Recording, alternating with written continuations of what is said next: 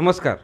रोज दिवाळी पर्व दुसरे सीझन दुसऱ्या त्यामध्ये आता तुमच्या तिसऱ्या भागामध्ये आपण आलो आणि आता आपल्यासोबत आहेत बिल्डिंग नेशन हा जो एक शब्द आहे त्या बिल्डिंग नेशनमधलं खरोखर जे बिल्डिंग आहे जी बांधणी आहे त्या संदर्भात गेली 25 ते 30 वर्ष सिंधुदुर्ग जिल्हा मालवण इथे ज्याने ठसा उमटवला आहे असं आयकॉनिक व्यक्तिमत्व म्हणजे श्री लक्ष्मीकांत खोब्रेकर. लक्ष्मीकांत खोब्रेकर यांचं आपली सिंधुनगरी न्यूजवर स्वागत करूया. नमस्ते. नमस्ते. लक्ष्मीकांतजी तुमचं एक आता जे कन्स्ट्रक्शन आहे किंवा आता जे पूर्ण तुमचं आयकॉनिक नाव आहे त्यामागचे जे लक्ष्मीकांत खोब्रेकर आहेत म्हणजे आजपासून साधारण 30 वर्षापूर्वीचा आपण जर विचार केला तर तुमचं बालपण कुठे गेलं आणि कसं गेलं ते तुम्ही कृपया प्रेक्षकांना सांगा. माझं बालपण मुंबईत गेलं. 3रीपर्यंत मुंबईत होतं. वडिलांचं निधन झाल्यानंतर आम्ही आमच्या गावी देवबागला आलो. 4थीत 1 वर्ष मी देवबागला थांबलो आणि नंतर मामाकडे 2 वर्ष माझं शिक्षण झालं गोव्यामध्ये. 5वी 6वी त्याच्यानंतर आम्ही परत देवबागला आलो. 7वी 8वी 9वी 10वी देवबाग जे आत्ताचं दत्ता सामंत इंग्लिश स्कूल आहे त्याच्यामध्ये माझं 10वीपर्यंतचं शिक्षण झालं. 11वी 12वी टोपीवाला हायस्कूलला सायन्सला आणि तिथून 1 वर्ष BSCचं केलं आणि नंतर 3 वर्ष मालवण पॉलिटेक्निक जे सुरू झालं त्याची पहिली बॅच म्हणून आम्ही 30 मुलं होतो. तिथे मी डिप्लोमा सिव्हिल इंजिनिअरिंग कंप्लीट केलं. बालपण अतिशय कष्टात गेलेलं आहे. मालवणच्या बाजारामध्ये नारळसुद्धा विकलेले आहेत. देवबागवरून पायी चालत येऊन शिक्षण सगळं पूर्ण केलेलं आहे. त्याच्यानंतर जेव्हा डिप्लोमा झाला तेव्हा मला सुबोधराव आचरेकर यांनी म्युन्सिपाल्टीत सिव्हिल इंजिनियर म्हणजे ओव्हरशिअरची जी नोकरी होती ती दिली आणि तो माझा टर्निंग पॉईंट ठरला. म्हणजे सुबोधरावांनी मला तिथे तात्पुरत्या स्वरूपाचे डेली वेजेसवर मला महिन्याला पगार होता तिथे 600 रुपये. 600 रुपये पगाराची नोकरी मी 91, 92, 93 अशी 3 वर्ष सलग केली. त्याचा अनुभव म्हणजे खूप मोठा मला आयुष्यात उपयोगी पडला तो म्युन्सिपाल्टीतला अनुभव. आणि तोपर्यंत मी अर्ज करत होतो पण माझं मन असं हेच नव्हतं की नोकरी करावी आणि करावी असं अजिबात नव्हतं. माझा ओढा सगळा धंद्याकडे होता. घरातूनही विरोध होता की धंदा करू नको, तू नोकरी कर कुठची तरी. आणि मी गंमत सांगतो, मला कोकण रेल्वे माझ्या बॅचचे सगळे गांगनाईकपासून सगळे जे आहेत विंचुरकर असेल, सुरेश फडके असेल, हे सगळी माझे क्लासमेट आहेत. हे सगळे क्लासमेट माझे कोकण रेल्वेत लागले. कोकण रेल्वेचं माझ्याकडे अपॉइंटमेंट लेटर आहे. माझा इंटरव्ह्यू होऊन माझं सिलेक्शन झालेलं होतं पण मला नोकरी करायची नव्हती. मला बिझनेस करायचा होता आणि त्या हिशोबाने माझं अगदी ठरवून केलेली वाटचाल होती. त्यावेळी ऑफिस माझं करमळकरांच्या इथे सुरू केलं मी. म्युन्सिपाल्टीतून एक टर्निंग पॉईंट झाला आणि त्यावेळेचे चीफ ऑफिसर मी नाव घेत नाही त्यांनी जे टेम्पररी होते त्या सगळ्यांना त्यांनी डच्चू दिला आणि तो माझा टर्निंग पॉईंट ठरला. मी ठरवलं की नाही आता नोकरी करायची नाही आणि आता धंद्यामध्ये उतरायचं, कन्स्ट्रक्शनची कामं करायची. त्यावेळी योगायोगाने जे करमळकर आहेत बाळ करमळकर त्यांनी मला तिथे मोफत जागा दिली. ते म्हणाले तुमचो धंदो जेव्हा माका वाटत ना तेव्हा मी तुमच्याकडसून भाडा घेतलं, तोपर्यंत मी भाडा घ्यायचं नाही. तर माणसाने लिटरली वर्षभर माझ्याकडून भाडं घेतलं नाही आणि त्याच्यानंतर अतिशय मिनिमम अशा भाड्यामध्ये त्यांनी मला तिथे ऑफिस काढायचं हे दिलं आणि तिथे मी जवळपास 15 वर्ष माझं ऑफिस होतं करमळकरांच्या इथे. आणि तिथे जेव्हा मी 93ला 12 मार्च 93ला तिथे ओपनिंग केलं, लीला हडकर नगराध्यक्ष होते, सुबोधराव आचरेकर होते, सगळी मान्यवर मंडळी होती. मी ठरवून ठेवलेलं होतं म्हणजे सक्सेसफुल होतच जायचं, कुठेही पाठी वळून बघायचं नाही अजिबात. आणि ती घोडदौड जी सुरू झाली माझी कन्स्ट्रक्शनमधली, मी अगदी टॉपला त्यावेळी म्युन्सिपाल्टीतल्या नोकरीचा मला खूप फायदा झाला.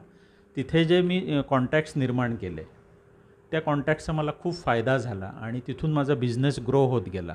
बऱ्यापैकी सगळा अगदी बिझनेस ग्रो झाला, मी सेटअप झालो.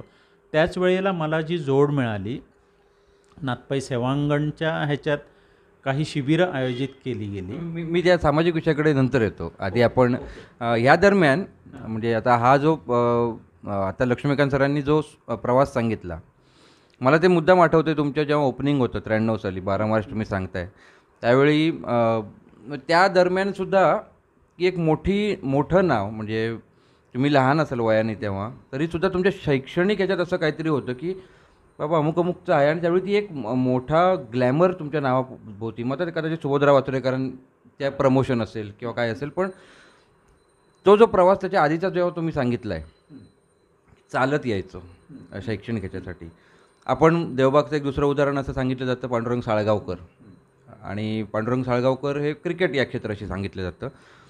तो जो चालत येतानाचं प्रत्येक पाऊल होतं, ते प्रत्येक पाऊल, आणि आता जे तुम्ही इथे आता आपण बसलो आहे 14 नोव्हेंबर 2023ला दुपारी 12 वाजता आपण बसलो आहे, ह्या पावलातल्या कुठे दमछाक झाली का? करताना असं कधी वाटलं की ना मी पावलं टाकतो ही म्हणजे तेव्हा बालपणीपासूनची जी पावलं आहेत त्यात कुठे असं दमल्यासारखं वाटलं की नाही कुठेतरी हा नाही, मग जसं तुम्ही आता कोकण रेल्वेचं सांगितलं की कोकण रेल्वेत मला अपॉइंटमेंट हातात होतं, मग असं कधीतरी जीवनात ह्या प्रसंग आला का की नाही ते म्हणजे कधीतरी बिझनेसमध्ये होऊ शकतं असं की नाही ती लेटर घेतलं असतं तर ह्यात एवढी सगळी कटकट झाली नसते, असं कधी वाटलं का? नाही तसं वाटलं. तसं वाटलं नाही की अतिशय प्रामाणिकपणे मी माझा धंदा करतो आहे आणि करत आलो आत्तापर्यंत. आणि आपण एकटं जो बिझनेस करतो आहे त्याच्यातून आपण 30-40 जणांना अर्निंग सोर्स त्यांना देतो आहे, म्हणजे रोजगाराचं साधन आपण बनतो आहे, ह्याचाही आनंद कुठेतरी असायचा. आणि दुसरं म्हणजे जे घर बांधून देतो आहे त्यांना अगदी कुठेही प्रॉब्लेम येता नाही ह्या पद्धतीची काळजी घेऊन ते बांधलेलं असल्यामुळे त्या बांधकाम क्षेत्रामध्ये बऱ्यापैकी नाव मी कमवू शकलो. आणि यशाची सातत्याने सवय ठेवायला पाहिजे आणि ते मिळवण्यासाठी जी प्रामाणिकपणा, चिकाटी आहे, जिद्द आहे, ती तुमची सतत तेवत ठेवायला पाहिजे. त्याच्यामुळे तुम्हाला निश्चित फायदा होतो त्या ह्याचा. असं नाही, तुमचा जो प्रश्न आहे तसं मला नाही कधी वाटलं. आत्ताच्या काळामध्ये थोडीशी हे आहे, म्हणजे कॉम्पिटिशन खूप आहे, त्या दृष्टीने पण तुमची honesty is the best policy. त्याच्यामुळे ती पॉलिसी असेल तर तुम्हाला कुठेही कशाचीही भीती बाळगण्याचं काहीच कारण नाही आहे. ती कॉम्पिटिशन आता वाढल्यामुळे थोडंसं आहे, पण तो विचार कधीही आला नाही की नोकरी करायला पाहिजे होती किंवा काय. तुमचं पहिली कन्स्ट्रक्शन किंवा पहिला प्रकल्प कोणता होता? पहिला प्रकल्प मी जो केलेला आहे तो अवी परुळेकर आहेत, म्हणजे टोपीवाला हायस्कूलच्या बाजूला अवी परुळेकर, त्यांचा बंगला मला वाटतं 2-2.25 लाखामध्ये 1000 स्क्वेअर फुटाचा बंगला मी 95 साली बांधला. 95 साली. त्याच्यानंतर वायरीला एक बांधला, तो 3-3.5 लाखात 1200 स्क्वेअर फूटचा बंगला. अशी बऱ्याच लोकांनी कामं दिली गेली आणि त्याच्यातून होत गेलं हे सगळं. मग जेव्हा एक एक गमतीशीर प्रश्न आहे थोडासा, की जेव्हा अशी तुम्ही ही तुमची अपत्य आहे, जरी ती त्यांच्या जागेवर आहेत किंवा त्यांची, तरी तुम्ही ती सरोगेटेड एक प्रकारचा जो एक प्रकार असतो की तुम्ही ती निर्माण करून दिलेली आहेत. मग तेव्हा आपलीच कधीतरी आपलंच कन्स्ट्रक्शन बघताना असं मजा वाटते किंवा आनंद वाटतो किंवा असं कुठेतरी कधी अरे हे थोडं राहिलं असं असं कधी होतं का? हो, होतं ना, होतं. जेव्हा रस्त्यावरून जातो, म्हणजे आत्तापर्यंतचे इथे फोटो पण आहेत, तर जाताना आपण बांधलेलं घर बघताना आनंद खूप वेगळा असतो. आणि त्याच्यातल्या म्हणजे अगदी 95% लोकांशी माझे खूप चांगले संबंध आहेत. अजूनही आल्यानंतर भेटायला जातो, गप्पा गोष्टी होतात. मग कधीतरी म्हणजे चहा पाण्याचं निमंत्रणसुद्धा असतं. आणि 25 वर्षापूर्वी बांधलेली वास्तू बघताना ते सगळं लक्षात येतं, खूप आनंद वाटतो त्याचा. ते फिलिंग खूप वेगळं आहे. ते घाम कष्ट असतील तेव्हा जे विचार असतील आणखीन. या दरम्यान जेव्हा सामाजिक बॅरिस्टर नाथपै सेवांगणशी तुम्ही जोडले गेलात आणि सामाजिक क्षेत्रात काम करताना कुठेतरी मग व्यावसायिकतेतून वेळ काढणं आणि किंवा कधीतरी असं एक होतं की मग बिझनेसमॅनकडे खूपदा असं बघितलं अरे तो सामाजिक म्हटल्यानंतर इकडे पण त्यांनी जरा थोडे रेट कमी केले पाहिजेत किंवा काय अशा अपेक्षांना कधी तुम्हाला सामोरं जावं लागलं का? हो, नेहमीच सामोरं जावं लागतं ह्याच्यासाठी, की त्यांची अशी अपेक्षा असते की त्याने प्रोफेशनमध्ये सुद्धा ते सोशल हे आणावं. त्याचा त्रास होतो, कधीकधी नुकसानही होतं. लोक गृहीत धरतात, अरे त्यांनी ह्या केल्यानंतर काय झालं. कधीकधी ते फोनवरून सल्ले विचारले जातात, नुसतंच विचारून निघून जातात. असेही प्रकार होतात त्याच्यामध्ये. पण मला सामाजिक कार्याची खूप आवड आहे. अगदी म्हणजे 11वी-12वीत गेल्यापासून मी सेवांगणमध्ये एक ॲक्युप्रेशरचं शिबिर आयोजित केलेलं होतं आणि त्या शिबिराला मी नाव दिलं. आणि ते नाव दिल्यानंतर ते तिकडचा उपक्रम पुढे कंटिन्यू झाला सेवांगणमधून. आणि मी तिथे ती ट्रीटमेंट द्यायला, ॲक्युप्रेशरची ट्रीटमेंट द्यायला आमचा ग्रुप होता. हेमा ओसरे असतील, खूप म्हणजे बरीच वैशाली पंडित पण होते तेव्हा. हां, पंडित मॅडम होत्या, खूप जण. हां हां, अंजली नेवरेकर म्हणून डॉक्टर होते, त्यांनी ते शिबिर घेतलेलं. माझा भाऊ पण होता मोठा त्यामध्ये. आणि मी तिथून जो जोडला गेलो तो सेवांगणशी आजपर्यंत जोडला गेलो. आम्ही ग्रीटिंग तयार केली, ग्रीटिंग विकली अंगणेवाडीच्या जत्रेमध्ये. खूप म्हणजे तिथे त्याच्याशी जोडला गेलो, त्या विचारांशी पण जोडला गेलो आणि आजतागायत तिथपर्यंत आहे मी. आता थोडासा एक सामाजिक म्हणजे तुमच्या समाजाच्या विषयी आपण गाभित समाजाच्या विषयी बोलूया. म्हणजे कारण आता मुलं पहिल्यापासून एक गाभित समाजात एक आहे की दोन टोकं दिसत होती. एक तर प्रचंड मेहनतीवाले आणि दुसरं टोक असायचं प्रचंड हुशार. म्हणजे गाभित समाजाचं जर तुम्ही आजपासून 20-30 वर्षापूर्वीचं बघितलं तर एकतर ते भरपूर शिकलेले किंवा एकतर प्रचंड मेहनती, म्हणजे मध्यमवर्गीय गाभित समाज आता तयार जो होतो आहे, मुलं जी होत आहेत किंवा मुली पण असतील, त्यांच्या दृष्टीने त्यांची वाटचाल बघताना तुम्हाला काय सांगावं असं वाटतं की मी नुसतं आधी त्या समाजाचे नंतर मी आपण जे सार्वत्रिक आहे ते बोलूया, कारण तुम्ही त्यांचे आयकॉन आहात कुठेतरी. हे आमचे आहेत, हे पुढे असे गेले आहेत, हे आमच्या पुढ्यात आहेत, लांब कुठे नाही आहेत, आमच्या पुढ्यात आहेत. हा जो एक महत्त्वाचा गोष्ट आहे ती तुम्ही संदेश जरूर सांगावं.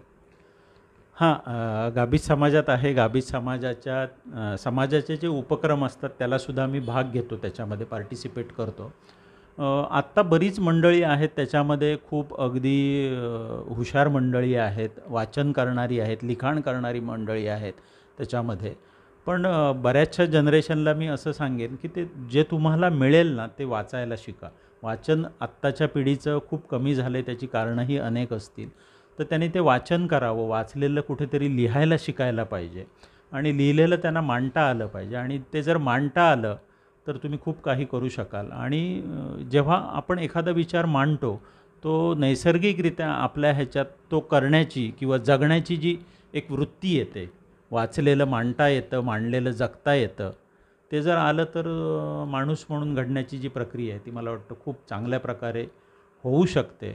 आणि त्या दृष्टीने वाटचाल त्यांनी करावी तरुणांनी. आजच्या तरुण पिढी खूप हुशार आहे, त्यांच्याकडे एनर्जी आहे, प्रचंड वेगळं काहीतरी करण्याची क्षमता आहे. त्याच्यामुळे हे त्यांनी करावं असं मी त्यांना सांगेन आणि पुढे जावं निश्चितपणे. वा, म्हणजे असं म्हणतात की काही वर्षापूर्वी गाभित समाज हा मासेमारी म्हणून प्रसिद्ध होता. आता त्याचे मत्स्य संवर्धन हा सुद्धा एक भाग आला आहे आणि त्याच्यातून आणखीन अनेक गोष्टी आहेत. त्यातलाच एक संदेश असा आहे तुमचा. आता आपण समारोपाकडे येताना एक थोडासा आरोग्यविषयक तुम्हाला विचारतो की जेव्हा माणूस व्यवसायात उतरल्यानंतर जी चढाओढ किंवा आपण ओढाताण म्हणू शकतो, थोडीशी चढाओढ म्हणण्यापेक्षा ऑनेस्टी होती, सगळ्या गोष्टी होत्या, पण कुठेतरी मध्ये तुम्हाला थोडासा शारीरिक प्रॉब्लेमसुद्धा आला. त्यावेळी शारीरिक बळ कसं काय पुन्हा तुम्ही मिळवलं? एकतर त्याला कारण बालपणीचं तुमचं जे कष्टाचं जे असेल तो असेल भाग, पोषणाचा भाग असेल, पण त्यावेळीचंच बळ म्हणजे आता मधला जो काळ त्याच्यातलं 1-2 वर्ष त्याच्यात माझ्या मते गेली असावीत, मग ते बळ तुम्ही कसं मिळवलं त्यावेळी? सोबतचे काही आणखीन प्रतिस्पर्धी म्हणूया किंवा समकालीन पुढे जात होते आणि त्यावेळी तुम्हाला असं वाटलं का कधी, अरे मी कुठेतरी मागे पडतोय शारीरिक गोष्टीमुळे? 2009चा कालावधी होता. मला जन्मजात हृदयविकार होता, म्हणजे कंजेनायटल हार्ट डिसीज म्हणतात त्या प्रकारचा तो हार्ट डिसीज होता. हार्टमध्ये आतमध्ये एक छिद्र होतं आणि त्याचा त्रास 2009ला सडनली सुरू झाला आणि खूप म्हणजे इमर्जन्सी म्हणतात, कार्डियक इमर्जन्सी म्हणतात, अशा प्रकारची इमर्जन्सी निर्माण झाली आणि मला तातडीने एप्रिल 2009ला मला मुंबईला जावं लागलं. हिंदुजामध्ये माझी ओपन हार्ट सर्जरी झाली, म्हणजे हार्ट ओपन करून त्याच्यामध्ये आत 2 पॅचेस चिकटवलेले आहेत. मी सुरुवातीला खूप म्हणजे टेन्शनमध्ये गेलो, तो कालावधी खूप स्ट्रेसफुल होता. पण नंतर माझ्या असं लक्षात आलं की तो स्ट्रेस घेऊन काही उपयोग नाही आहे, फॅमिली आहे, सगळं आहे, त्याच्यातून पुढे जायचं आहे. आणि मी तिथेच ठरवलं की हे काहीही नाही आहे, ह्याच्यातून पूर्णपणे मला बाहेरच पडायचं आहे, हे मी ठाम ठरवलेलं होतं.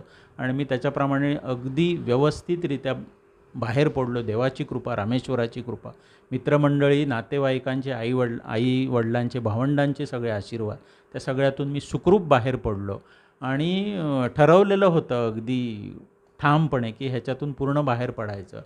हॉस्पिटलमध्ये 15 दिवसाचा कालावधी गेला. त्याच्यानंतर जवळपास 6 महिने मी जास्त काहीही केलं नव्हतं. 3 महिने मी घरीच होतो. तुमचा जो प्रश्न आहे की धंद्याच्या बाबतीत काय झालं, तर धंदा थोडासा त्यावेळेला स्लो झाला, पण असं कुठेही झालं नाही की तो धंदा हे झाला. ज्या वेळेला प्रोजेक्ट सुरू होते त्यावेळेला मला ती लोकं जे क्लायंट होते ते मला हॉस्पिटलमध्ये सुद्धा भेटायला आले. ते म्हणाले, आमच्या कामाची तुम्ही चिंता करू नका, तुम्ही तुमचं हेल्थ आरोग्य सगळं सांभाळा, आमचं काम 6 महिने थांबलं तरी चालतील. अशी माणसं होती. 1-2 क्लायंटनी त्रास दिला नाही असं नाही आहे. आमचं काम कधी करतल असता सांगा, आता बाकीचं आमका काय माहीत ना. माणसं वेगवेगळ्या प्रकारची असू शकतात, पण खूप चांगली माणसं मिळाली देवाच्या कृपेने आणि व्यवस्थित झाला. आता 2009 नंतर त्याचा कसलाही त्रास झाला नाही. मी माझं रुटीन सुरू आहे, व्यवस्थित सुरू आहे, कुठेही काहीही नाही आहे, असं आहे. खूप छान. त्या अशी ती 1-2 माणसं असतात, तोच मला मुद्दा होता, की त्यावेळी खचून गेलेले नाहीत किंवा त्यावेळी त्या 2 माणसांचा विचार करून बाकीचे 98% लोकांचा त्यांनी चांगुलपणा जो आहे तोच आपण चांगुलपणा चांगल्या प्रकारे इनकॅश करणं हा पण आता आजकाल जरुरी आहे. आता आजच्या पिढीला संपूर्ण सार्वत्रिक मी आता सगळ्यांना म्हणतो आहे, की मी आजच्या पिढीचं वय सांगत नाही आहे. ते वय कदाचित 11 वर्ष असेल किंवा 61 असेल किंवा 71 पण असेल. त्यांना Laxmikant Khobrekar as a civil engineer म्हणजे स्थापत्य अभियंता म्हणून, एक भाऊ म्हणून असेल किंवा एक मित्र म्हणून, काका बिका जे काही बघणारे असतील जे, त्यांना तुम्ही काय सांगाल की बाबा ह्या गोष्टी सर्वसामान्यपणे कुठल्याही क्षेत्रात तुम्ही काय करावं? म्हणजे क्षेत्र कुठलंही असो, त्याची पॉलिसी जसं तुम्ही सांगितलं प्रामाणिकपणा ही पॉलिसी आहे, यशाचं सातत्य आहे, तसं आणखीन बेसिक वर जाऊन काय करावं त्याच्यासाठी कॉलेजेस आहेत, गुगल आहे. पण जिथे मुळात काय करावं त्याच्यासाठी अशी आपल्याला माणसाची रोज दिवाळीचा आपला जो भाग आहे तोच आहे की सातत्याने जी गोष्ट त्यांच्या जीवनात रोज दिवाळी आहे. असं नाही आहे की मंगलमयता तुम्ही कुठे गमावलेली, मंगलमयता न गमावलेली माणसांपैकी तुम्ही आहात, तर तुम्ही जरूर मंगलमयतेसाठी काय संदेश द्याल? ओके. बांधकाम हा विषय आहे. बांधकामात बॉन्ड हा खूप महत्त्वाचा असतो. म्हणजे तुम्ही आमच्याकडे आता सिमेंट रेती जे मॉर्टर आहे ते आम्ही 2 चिरे जोडायचं म्हटलं तर सिमेंट आलं, म्हणजे त्याचं ते बॉन्डिंग आलं. ते बॉन्डिंग नेहमी लक्षात ठेवायला पाहिजे. जोडण्याची जी कला आहे ती नेहमी तुमच्याकडे असायला पाहिजे. माणसं तुम्ही जर जोडत गेलात, म्हणजे तुम्ही मी बऱ्याच जणांना सांगतो की पैसा कमवणं हा तुमचं हे ठेवू नका, तुम्ही माणसं कमवायला शिका. माणसं जर एकदा तुम्ही जोडत गेलात तर तुमच्याकडे पैसा ॲटोमॅटिक येतो. त्याला तुम्हाला खूप काही कष्ट घ्यावे लागत नाही. माणसं जोडली की ती जोडलेली माणसं जी आहेत ती धंदा देतात. तरुणांच्या बाबतीत बोलायचं झालं तर मला सातत्याने तो विषय आम्ही ह्याच्यातसुद्धा घेतो की मोबाईल हे आवश्यक गोष्ट आहे, पण त्याच्या किती आहारी जाऊन तुम्ही त्याच्या म्हणजे पूर्ण त्याच्या पाठी जातात. संवाद कुठेतरी संपला आहे. म्हणजे घरातल्या घरात बोलताना मुलं किंवा हे व्हॉट्सॲपवरून बोलली जातात, संवाद त्यांचा तुटतो. मी अशी कितीतरी मुलं बघितलेली आहेत इंटरव्ह्यूच्या वेळेला की त्यांना 4 शब्द बोलता येत नाहीत. म्हणजे ते मोबाईलचं कारण असेल. मोबाईलची हल्ली बरीच साईड इफेक्ट झालेले आहेत. त्याच्यामुळे तो संवाद वाढवणं गरजेचं आहे, एकमेकाशी बोलणं गरजेचं आहे. व्हॉट्सॲपपेक्षा तुम्ही प्रत्यक्षात फोन करून बोला, प्रत्यक्ष बोला, त्याने खूप फरक पडत असतो असं मी सांगू शकेन त्यांना. संवाद वाढवा, माणसं जोडली जातील. माणसं जोडले की सगळं होतं, काहीही प्रॉब्लेम येत नाहीत. जीवनात मला वाटतं प्रॉब्लेम काय असू शकेल, म्हणजे अशी कुठचीही गोष्ट नाही. लेबर म्हणजे माणूस, वेळ आणि पैसा या 3 गोष्टी आहेत. पैसा आवश्यक असतो जीवनाला, सगळी वाटचाल करण्यासाठी आवश्यक आहे, पण माणसं महत्त्वाची असतात. माणसं जोडलेली तुम्हाला कधीही कुठेही उपयोगी पडतात. हे माझं तत्त्व आहे आणि ते मी करतो, माणसं जोडत जातो. खूप खूप छान सांगितलं तुम्ही. माणसं जोडायचा जो आता तुम्ही भाग सांगितला तो सर्व प्रेक्षकांपर्यंत पोहोचत असेल, हळूहळू पोहोचेल. ऐकून काल आपण जे असं ऐकलं, श्रवणभक्ती महत्त्वाची आहे. तुम्ही तुमचा वेळ दिलात. आपली सिंधुनगरी न्यूज चॅनलवरच्या ह्या आमचा रोज दिवाळीचं दुसरं पर्व आहे, त्याचा 3रा भागामध्ये तुम्ही तुमचा वेळ दिलात म्हणून खूप धन्यवाद. ओके, धन्यवाद. जन्मजात हृदयाला 2 छिद्र असूनसुद्धा त्या छिद्रांमधनं जीवन पाझरलं नाही. समाज जोडत गेले, माणसं जोडत गेले, पैसा त्याचं काम करत राहिला, पण कुठेही थांबायची इच्छा झाली नाही. आणि जे काही सहकार्य गोष्टी आहेत जीवनाशी, त्या सगळ्याशी कृतज्ञ राहात, त्याची आठवण मनात ठेवत वाटचाल केलेलं व्यक्तिमत्व म्हणजे लक्ष्मीकांत खोबरेकर यांच्याशी आपली झालेली याच रोज दिवाळीमधली बातचीत. रोज दिवाळीचा 3रा भाग, 2ऱ्या सीझनचा 3रा भाग बघितल्याबद्दल धन्यवाद. आता मला रजा द्या, भेटूया 4थ्या भागात.